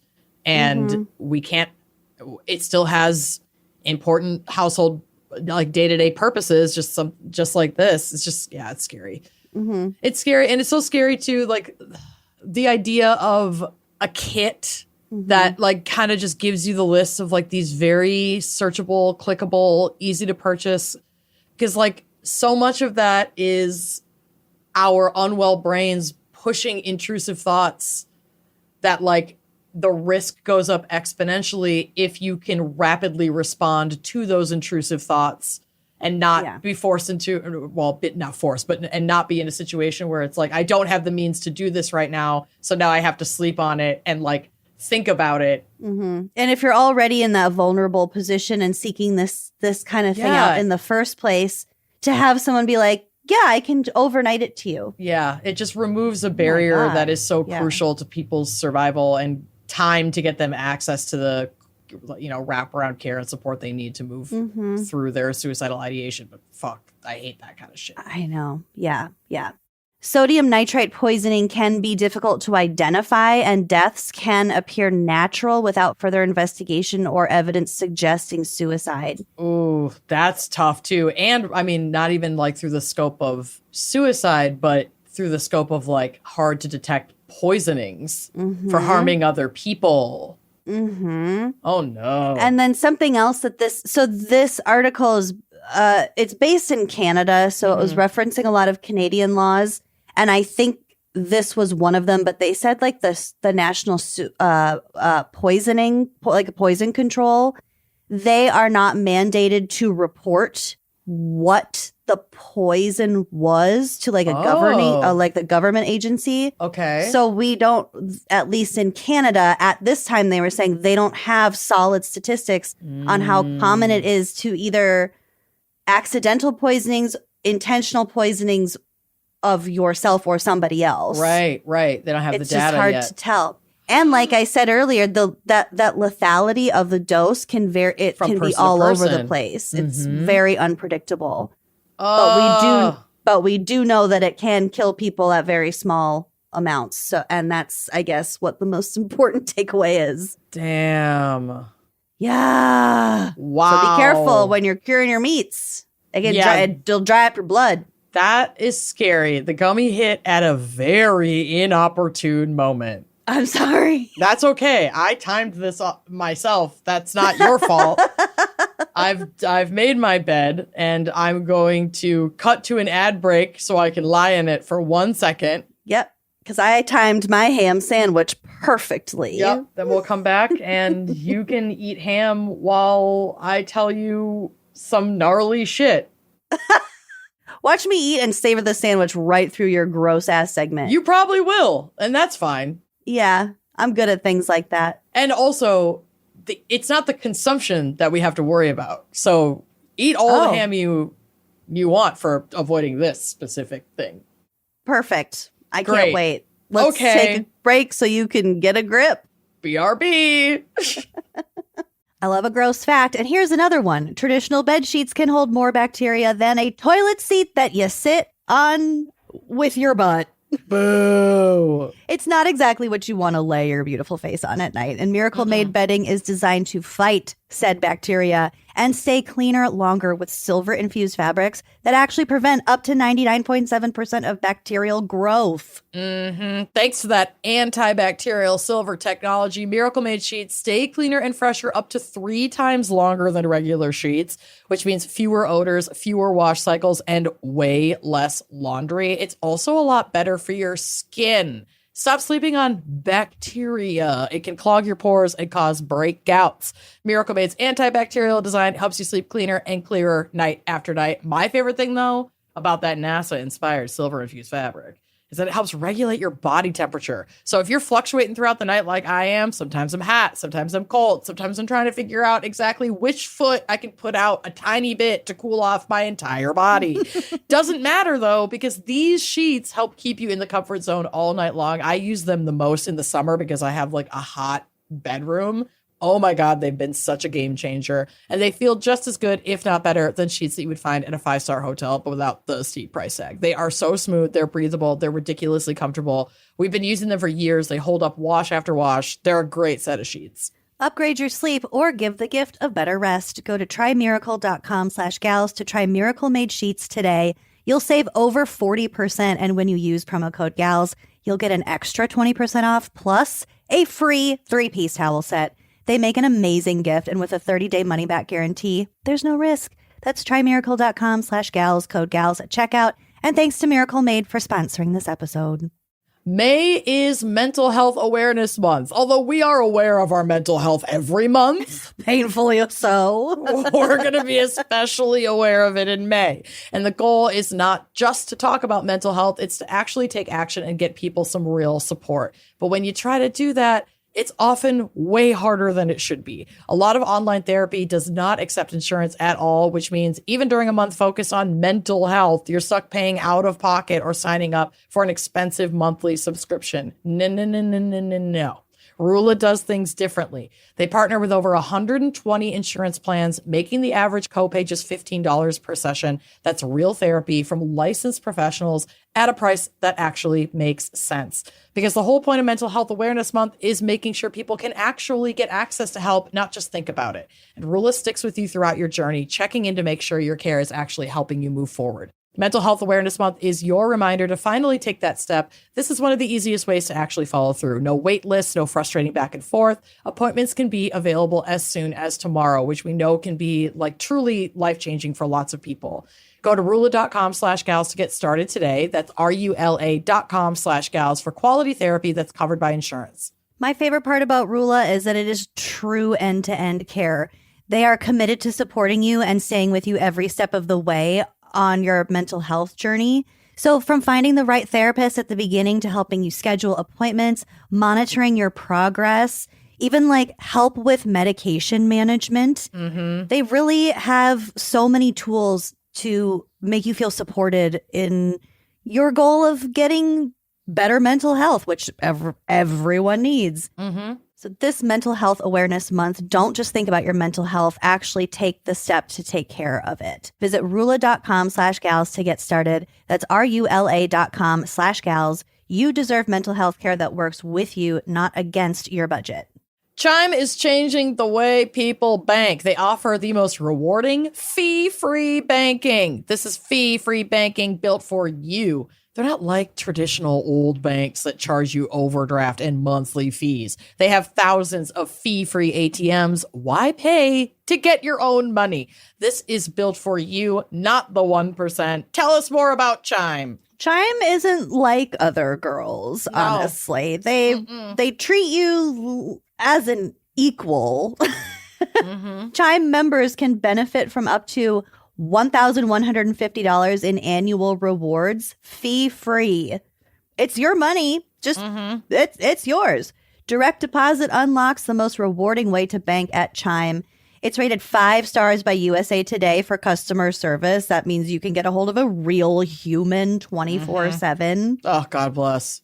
And you're not just switching banks, you are upgrading to America's #1 choice for banking with a Chime checking account. You can get 5% cash back on Chime card in a category of choice like gas, groceries, and you get savings that grows faster with a 3.75 APY. That is 9 times higher than the national average. You're truly getting rewarded. Plus, you get premium travel perks like airport lounge access and 24/7 travel concierge included with your Chime card. You can even get up to $500 of your pay when you pay with MyPay. They also have Spot Me, which lets you overdraft up to $200 fee-free. Let me tell you, that would very much come in handy for me. I overdraw in my checking account, not infrequently. There, a little peek behind the curtain. It happens. It happens, and Chime is just, they're on your side. They're quite forgiving with like real life. Chime is not just smarter banking. It's the most rewarding way to bank. Join the millions who are already banking fee-free today. Head to chime.com/gals. That's chime.com/gals. It only takes a few minutes to sign up. Head to chime.com/gals. That's chime.com/gals. It only takes a few minutes to sign up. Chime is a fintech, not a bank. Banking services from MyPay and Chime Card provided by Chime's bank partners. Optional products and services may have fees or charges. Stated annual percentage yield and cashback for Chime Prime only. No minimum balance required. Checking account ranking based on a JD Power survey published October 20, 2025. For more information on APY rates, MyPay, SpotMe, and travel perks, go to chime.com/disclosures. Did you know Fast Growing Trees is America's largest and most trusted online nursery with thousands of trees and plants and over 2 million happy customers? They have all the plants your yard or home needs, including fruit trees, privacy trees, flowering trees, shrubs, and houseplants, all grown with care and guaranteed to arrive healthy. It's like your local nursery, but anywhere you live, with more plants than you'll find anywhere else. Whatever you're looking for, Fast Growing Trees helps you find options that actually work for your climate, space, and lifestyle. Fast Growing Trees makes it easy to get your dream yard. You just click, order, grow, and get healthy, thriving plants delivered to your door. Their Alive and Thrive guarantee promises your plants arrive happy and healthy. No green thumb required, just quality plants you can count on. Plus, get ongoing support from trained plant experts who can help you plan your landscape, choose the right plants, and learn how to care for them every step of the way. I just made a nice order from Fast Growing Trees. I've got a really beautiful purple wisteria on the way. Nice. I have some fun new perennials, flowering perennials, which I love. So I love like checking out my garden each year, seeing what's really coming back and like what's getting even bigger and bigger. Oh my gosh, my bee balm is getting so huge this year. It's crazy. And then I will supplement like, okay, so what do I need to fill in over here? And then I go to the website and it like lays it all out for you perfectly. You can search within your climate zone. So you're actually only searching for the proper plants that you can actually grow. It's the best. You don't need a big yard or a lot of space either. You can grow lemon, avocado, olive, or fig trees indoors, along with a wide variety of houseplants, all grown with care and hand-selected to thrive in your home. Every plant is backed by their Alive and Thrive guarantee, so their plants are guaranteed to arrive healthy and ready to thrive in your yard or in your home, depending on what plants that you have purchased. I also just really love all of their customer service. Like, they have people that can answer your questions. Real people. They have plant scientists on their staff that ensure the plants are happy and healthy before they're shipped. So you know you're getting like the best possible product. The online experience is incredible. It's so convenient. They have fast, easy online ordering. You just click, order, and grow. The plants are delivered to your door when you need them. You can even schedule your delivery. So if you're like me, you're living in Minnesota, we have some rules of thumb about planting before Mother's Day. I scheduled my stuff to arrive so that I know that I'm going to be able to plant it when the earth is ready to receive it. Plant experts are on call to help you plan your next landscape project, find the right plants, and learn how to care for them. You can get support 7 days a week via email, chat, or phone. It's amazing. Right now, they have great deals on spring planting essentials, up to half off on select plants, and listeners to our show get 20% off on their first purchase when using code GALS at checkout. That's an additional 20% off better plants and better growing at fastgrowingtrees.com using the code GALS at checkout. Fastgrowingtrees.com, code GALS. Now is the perfect time to plant. Let's grow together. Use GALS to save today. Offer is valid for a limited time. Terms and conditions may apply.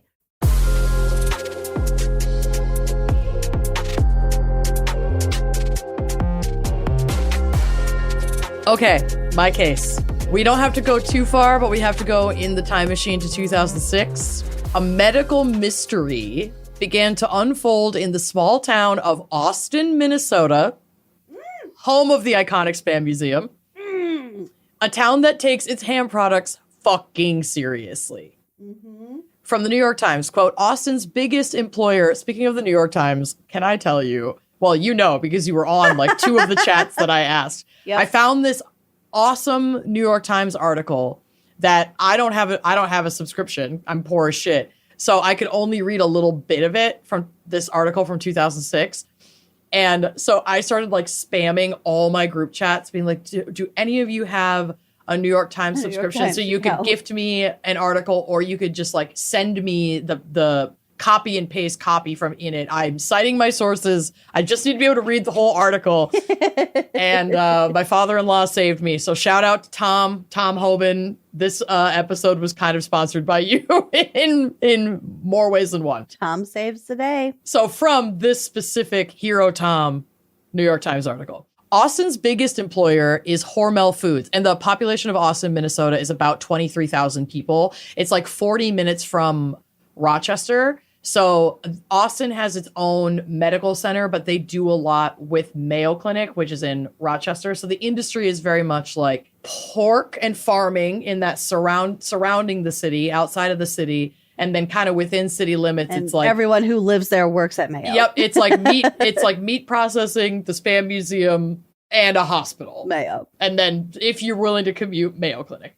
So Austin's biggest employer is Hormel Foods, the maker of Spam, bacon, and other processed meats. And it says in here, Austin even has a Spam Museum, obviously.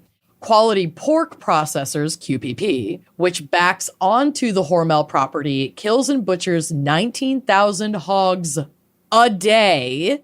Okay. And sends most of them to Hormel. So there's this processing plant. There's Hormel, which is like one of the biggest pork product companies in the country. Mm-hmm. And this is their biggest like processing. It's a separate company, but it's like basically they touch butts so that the fresh meat can just come in and be processed. Yep. They've docked. The complex, emitting clouds of steam and a distinctive scent, is easy to find from just about anywhere in town. Oh, God. Quality Pork is the second biggest employer with 1,300 employees. Most work 8-hour shifts along a conveyor belt, a disassembly line, basically carving up a specific part of each carcass. Pay for these line jobs, when this was written in 2006, I don't know what it is now. I would imagine it's probably $15 an hour because Minnesota state law requires a $15 minimum wage now. But at the time, pay for these line jobs starts at about $11 to $12 an hour. The work is grueling, but the plant is exceptionally clean and the benefits are good, said Richard Morgan, president of the union local. Many of the workers are Hispanic immigrants. But in 2006, employees started experiencing strange medical symptoms. For Susan Cruz, a veteran employee at QPP, the nightmare began in November of 2006. It didn't start with a fever or a cough, but with intense Charlie horse cramps in her left calf that refused to go away. Left the better leg. calf. The better calf. That refused to go away. Within Labor. weeks. What is it? Labor. Ruins meat. Flavor. Labor ruins flavor. Yes, yes. Okay, so she gets these cramps starting in her left calf, and then they won't go away. And within weeks, the pain moved to her other leg, and also the tips of her fingers started to go numb. Ooh, that's not a good feeling. No. Soon, she was plagued by a constant sensation of pins and needles in her feet. Her decline was shockingly rapid. Within just 4 months, a healthy woman in her mid-30s went from working full-time to requiring consistent use of a wheelchair, unable to stand for long periods. She saw nearly 20 doctors, receiving diagnoses that ranged from gallstones to depression. Isn't it amazing being a woman with a mysterious condition? Okay, well, how fat are you and how long have you been a woman? How long have you had that gash between your legs? You should probably go for a walk. Yeah. When was your last period? Yeah. You sure you don't have an STD? Mm-hmm. Because you look like a real slut.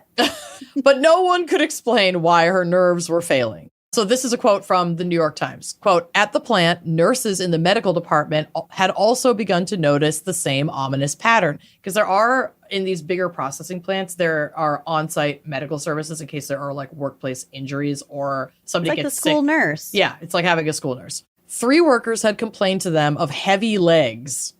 Ugh. And the nurses had urged them to go see doctors.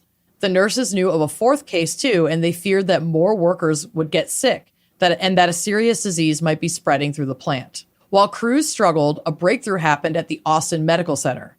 A Spanish language interpreter noticed a disturbing trend. She was translating the exact same list of complaints, aching legs, numbness, tingling in the face and limbs, and extreme fatigue from multiple workers, all of whom shared a single employer, Quality Pork Processors. So this is from MinPost. Quote, one of our Spanish interpreters stopped me in the hallway and asked, what's a neuropathy? Recalled Dr. Richard Schindler. And so we talked about it for a little bit, and I asked her why she was interested. She said that she had interpreted for several different patients who all had similar symptoms but were being seen by different doctors in the clinic. Next, Dr. Schindler quickly tracked down the nurse practitioners involved with the cases that the interpreter, Carol Hidalgo, had helped with and asked for all of the caregivers' help. And he was able to identify several other suspect cases of nerve damage. Quote, we started sifting through names and charts, and by noon, we had 6 different cases for sure in the hospital at that time. Ooh. By the week's end, the number was 11, all from QPP, all with these nerve damage symptoms. Neurologist Dr. Daniel LaChance, God bless him. I don't like any kind of doctor with the last name LaChance. LaChance. What are my chances of survival? Doctor. And epidemiologist Dr. Ruth Linfield began tracking these cases. By late 2007, they identified a cluster of 12 workers, all of whom worked at, quote, the head table, the appropriately named section of the plant where pig brains were harvested for export to markets abroad where sale and consumption of animal brains had different regulations. No. Which seems to be common in the United States because we have different laws here around the sale of these animal products, and we'll kind of get to it.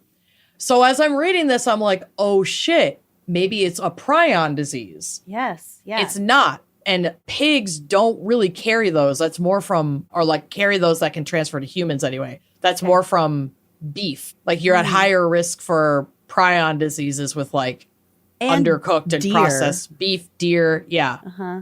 But not so much pigs for whatever reason. Because I looked into that. I was like, is this... So basically, they're discovering like a new disease. Like they hadn't seen this before. They don't know what's causing it. Ooh. But we rule out pretty quickly that it's not a prion disease.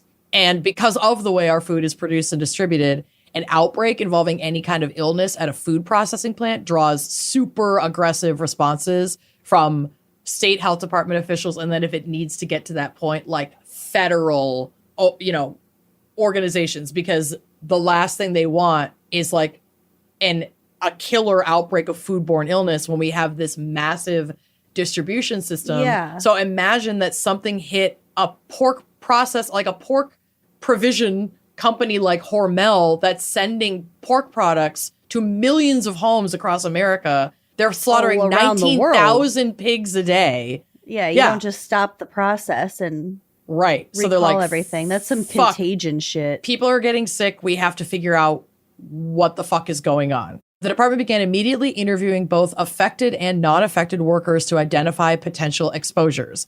They reviewed clinical data and obtained diagnostic samples. The investigators discovered that the source of the illness was not a virus or a bacteria. And the Minnesota Department of Health released a statement saying, quote, all of the information we have to date indicates that the general public is not at increased risk for developing this type of illness. This is from Dr. Sanmanan, the state health commissioner at the time. Also, there is no evidence that the food supply has been affected. So all of that's great news, but what they discovered to be the source of this illness is so fucking gross. Oh my God. Okay. I can't wait. So I don't know, and I tried to Google this specifically. I know how long this method is being used, but I don't know the history of associated illness with this method leading up to this big outbreak in 2006. And 2006, this outbreak seems to be like the discovery of this illness. So maybe it just somehow wasn't really happening before, and then maybe it was like a different thing with the pork. I don't know exactly why suddenly there were like all these cases at this plant when they'd been doing this process for about 8 years. So Okay. it is a newer harvesting technique for the brains, for getting the brain product, known as, quote, blowing brains, which had been used at QPP for about 8 years, if that. Yeah, about 8 years. It started in Blowing. some research some articles I saw said that they had been doing it since as early as 1998. And this was like 2005, 2006 is when people started to get sick. So maybe they just didn't notice cases of it, or people weren't reacting to it as much before. And then long-term exposure created this. Maybe it just needed to take time to like build up for some of these people. Yeah. But this is like a whole new thing. So what they do, the workers use high pressure compressed air to blast the brain tissue out of the pig skulls, which inadvertently turned some of the tissue into a fine, invisible mist Oh my God. that they were breathing in Oh! because they're not wearing like face coverings. Why? Baby, I don't know. Oh my God. It just, they didn't know that this was a risk, and so it wasn't a fine mist. a fine, breathable mist of pig brain matter. You're not blowing brains. You're breathing brains, You're breathing, babe. you're sucking brains. Whoa. Yup. You're sucking brain. Interestingly enough, I think this exact process is why the brain meat was being sent abroad, because USDA regulations, I looked this up, prohibit sale of brains from animals where specific stunning or pressure methods are used, as they create higher risks of contamination. So that might be something before, like how they're killed, how they're slaughtered, has an impact on that. Like if you use the bolt gun and the bolt gun goes into the brain, it wouldn't fucks want to up the whole brain. Yeah, because it can introduce bacteria, and they're using like the same one Yes. over and over again. So you couldn't. Smart. But other countries don't have the same regulations. So I don't know if maybe this extraction process would be covered under that USDA. You can't eat that here, but other folks can eat it elsewhere. Okay. But I just thought that was interesting. It's like, it specifically says like compression methods. Yeah. Compressed air. But anyway. Oh, God.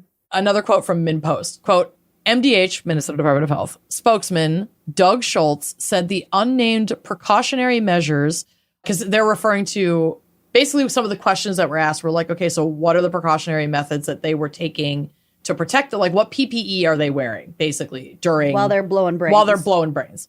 He said included having workers harvesting skull meat use a face shield, a clear plastic version of a welder's mask. I think this is new. This was added prior. Yeah. So all of this stuff happens. They realize it's from the brain mist. They're like, okay, we're going to have them wear a face shield.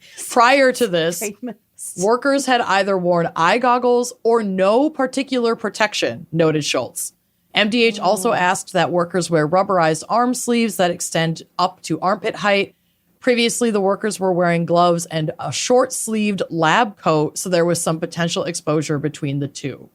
Ooh. So yeah, before what they were wearing is like gloves, maybe long sleeves, a lab coat, and some goggles, maybe. There's a picture on the drive. So their nose and mouth was all exposed, just breathing. So there's a picture on the drive. It's from an academic article. So it was like a PDF that I had to take a screenshot of, and it's super pixelated.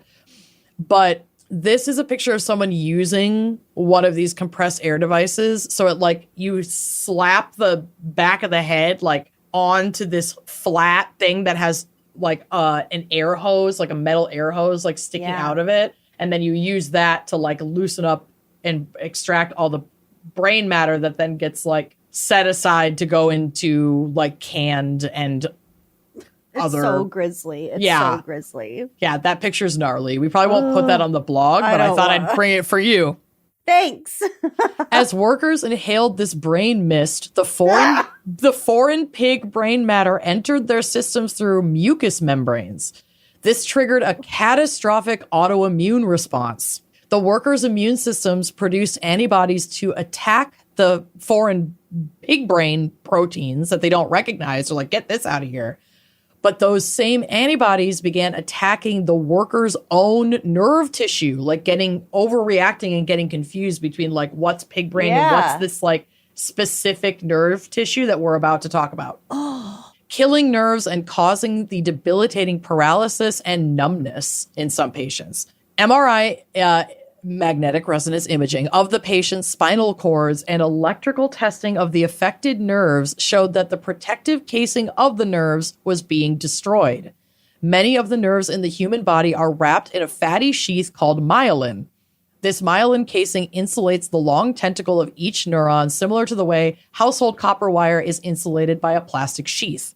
The protective covering allows the nerve to conduct impulses much more quickly. They say 5 to 50-fold faster than these affected patients, and much more efficiently, using 100 times less energy. When this myelin sheath is damaged or demyelinated, nerve conduction slows down and begins to malfunction, firing irregularly, a toaster on the blink, if you will. Sometimes the nerve itself, the copper wire, can be injured as well. Either way, sensation is altered and often becomes painful, and the muscles weaken under a barrage of irregular nervous impulses. End quote. It's like a really intense neuropathy. Yeah.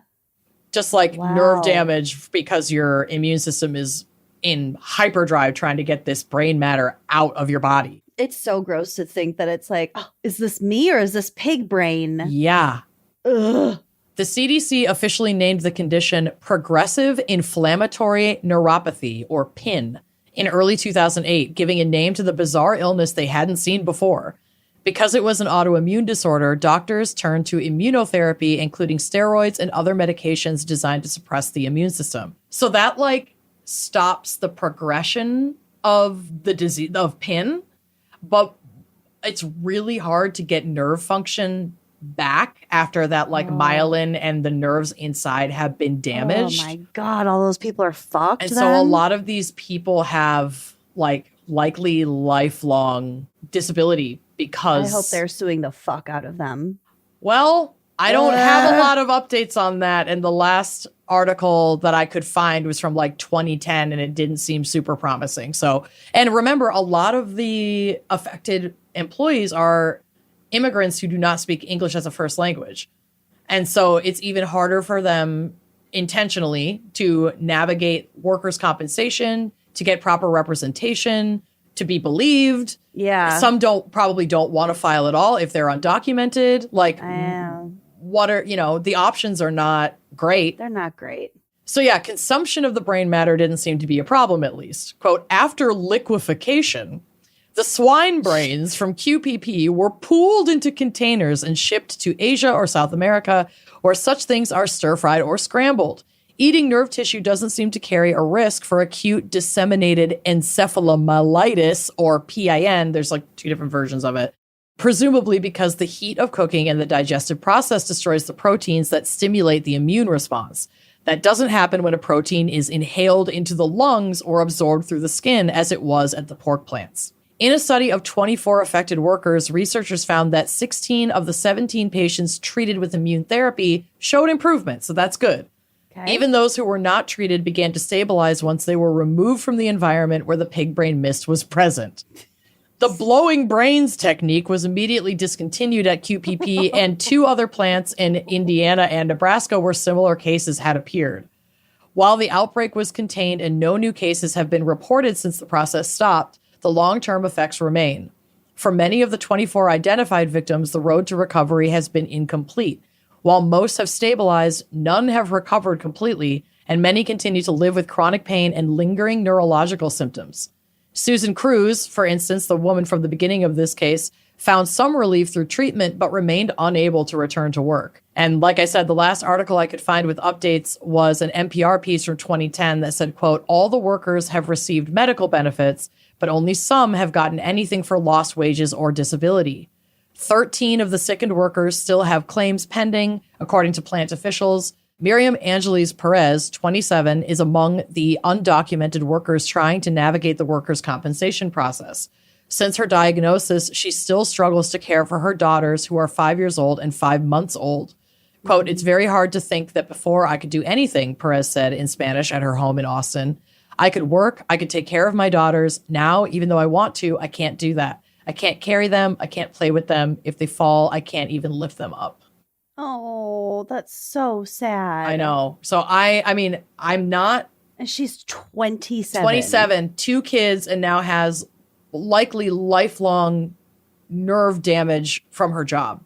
Oh, and she's undocumented, so getting workers' comp or disability, which are like, systems, government-backed systems, is barely an option. So, like, what does she do? Yeah, and this was in 2016. No, this was in 2006. Oh, shit. And that article was from 2010 that had that quote from her. So it was already 2 years at least since they named what this was, 4 years since people started getting sick at the plant, and she still hadn't gotten compensation. She was still navigating that process.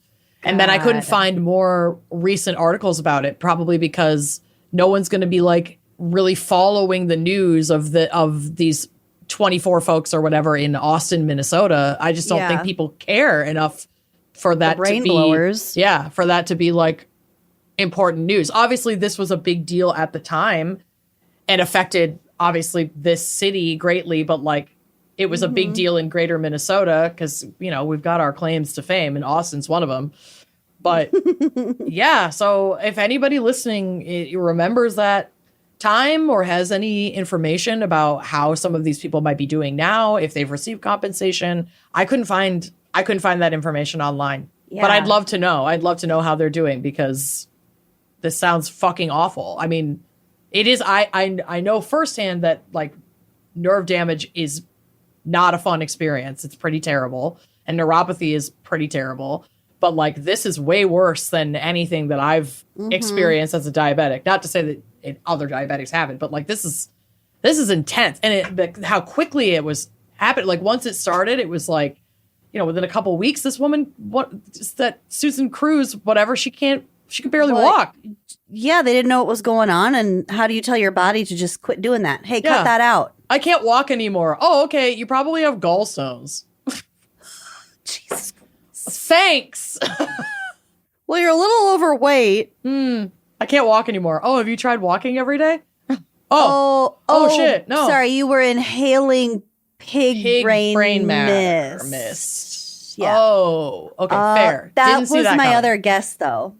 That was my Isn't other that guess. crazy? Yes. I knew that you would be into it. The second I saw brain blowing, I was like, well, I'm locked in. Yep. Mysterious illness, brain blowing. Okay, because I had originally Googled, like, because don't love, obviously they're fucking horrifying, but I'm fascinated by a prion disease. Oh my God, yes. So I was hoping I could find something like that, and instead found this like NPR headline that's like mysterious illness at Minnesota pork plant, and I was like, what? It's not unlike a prion disease, though. I mean, so another article I was reading talked about the science, and I didn't include it because I barely understood it, but they said it was distinctly different from a prion disease, but that the way that this like courses through the body without being like fatal, but behaves more like rabies. Oh, rabies. Like causes this like massive like inflammatory response, and then you're like and damage to your nerves and like firing of, because that's rabies like is also like fucks up your nervous system, like kills you by like choking out your nervous system basically, and like changing how your brain is wired, and it's terrifying. But yeah, that's what they said this operated. It looked more similar to something like a rabies and was distinctly not a prion disease, and that those were much less common in pigs. Okay. But yeah, fascinating stuff. I'm glad that obviously just getting rid of that fucking method of brain matter extraction, brain meats, out of there was, it was a simple solution, but how many people had to suffer to figure out, oh, maybe we should not force our employees to breathe in the blood and guts of pigs. Yeah. Maybe we should provide proper PPE so that our employees can be safe at work. I hope that they have implemented changes and that they have stuck. Well, yeah, I mean, according to this, they have, and they hadn't seen a case, like the Austin Medical Center hadn't seen a case since they changed it. So clearly they figured it out, but damn. And good on that interpreter for approaching a doctor and asking the right questions. And like, because I mean, how long would it have taken for even the systems of bureaucracy within the same hospital, the different doctors of the different cases to overlap before anybody fucking noticed? If she hadn't spoken up, who knows how many people slipped right through. They're rotating their shifts at the head table. Nobody wants the head table anymore. Nobody wants the head table. Anyway, so Lizzie, think about that the next time you go ham for your ham. Think about that. Think With about your ham boys. Think about all the people's nerves. So many nerves that suffered for all of us to have our ham, and be grateful. Be grateful. Well, thanks, sufferers. We're grateful to you. We're grateful to you. Thank you so much for listening. Thanks. Lizzie. Shout out to the Ham Boys, Lizzie and the Ham Boys. Shout out to the Ham Boys. Thank you so much for your fan pick episode. Come join us on Uncorked, where you can also get a fan pick episode. You sure can. And a bunch of other shit. Come on down. I just put out our reading list for the book club for the rest of the year. So we go ham on Uncorked. We go fucking ham. Pretty ham. All right. Well, thanks for listening, and we'll see you next week. Hot Girl Summer. Bye-bye. Thanks for listening to Wine and Crime. Our cover art is by Danielle Sylvan. Music by Phil Young and Corey Wendell. Editing by Jonathan Camp. Our production manager is Andrea Gardner. For photos, sources, and other resources, head to wineandcrimepodcast.com. You can follow us on all the socials at Wine and Crime Pod. If you'd like to show your support and get access to all sorts of wine-fueled bonus content, check out our premium channel at wineandcrimepodcast.com/uncorked. Cheers!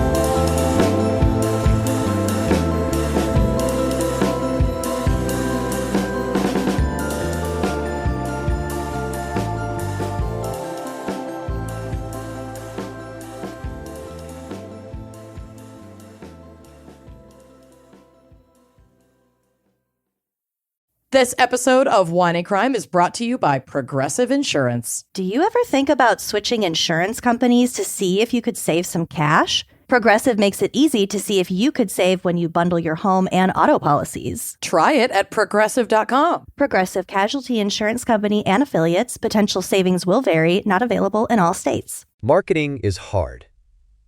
But I'll tell you a little secret. It doesn't have to be. Let me point something out. You're listening to a podcast right now, and it's great. You love the host. You seek it out and download it. You listen to it while driving, working out, cooking, even going to the bathroom. Podcasts are a pretty close companion. And this is a podcast ad. Did I get your attention?